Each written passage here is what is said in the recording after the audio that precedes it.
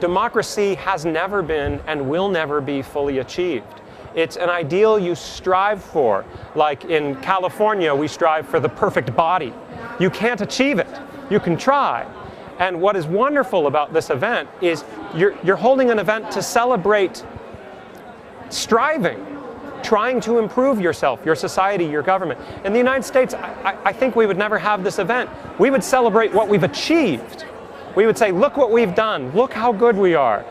But it's harder for us to celebrate trying, striving, hoping, reimagining.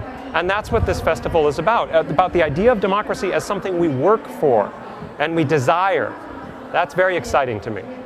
In the United States, the idea is that there's a separation of church and state. And what that means is that the state respects people's religious beliefs. You can believe whatever you want in your own religious tradition, and the state won't censor that, won't tell you you can't belong to a church or that you must belong to another one, or that you don't have to have religious beliefs at all. In exchange, the state asks the church to use its values differently when participating in the public sphere.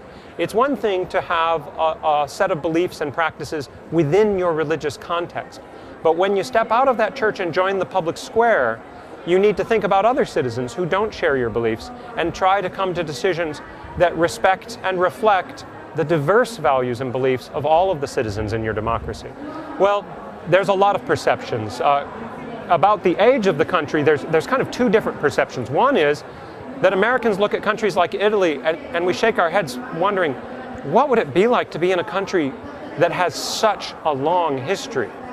You know, the United States has Native American traditions that date back quite a way, but the primary traditions that Americans identify with are only a couple centuries old, maybe 3.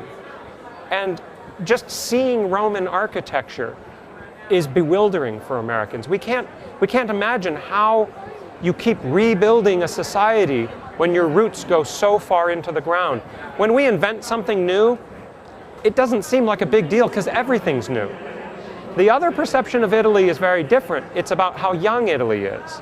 That post-World War II Italy has only had maybe half a century to work with democracy.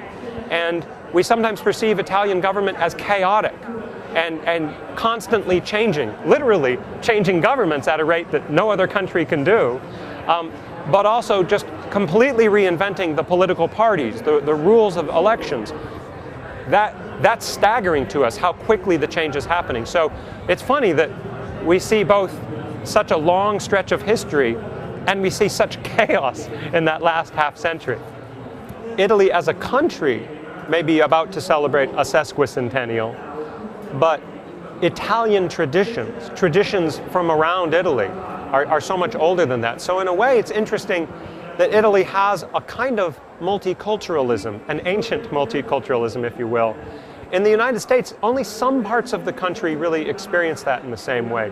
One state, New Mexico, which is in the southwest of the United States, actually actively celebrates some very old Native American traditions with actually some very old Hispanic traditions that date back 500 years to the Spanish alongside Anglo traditions.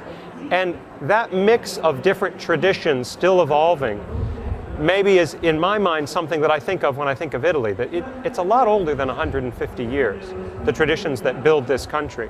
So that's how I think of it. I think it's great to combine the sheer variety of activities, to have theater, to have children's games, lectures. The one thing I would add, which is almost officially part of this year's event, is to hold a democratic, innovative event that has real legal power to actually illustrate some of these ideas, create something like a citizens' assembly in Canada where a random sample of the people deliberate and actually write a referendum that the people can vote on. Adding something like that would give the event, I think, a little more urgency, a little more power. Well, but also to attract the interest of the whole nation of Italy. The experiment should be an Italian experiment, not necessarily a Torino experiment. That would, I think, potentially really draw in the whole country to all the other events happening as well. Viva Italia! Cheers to Italy!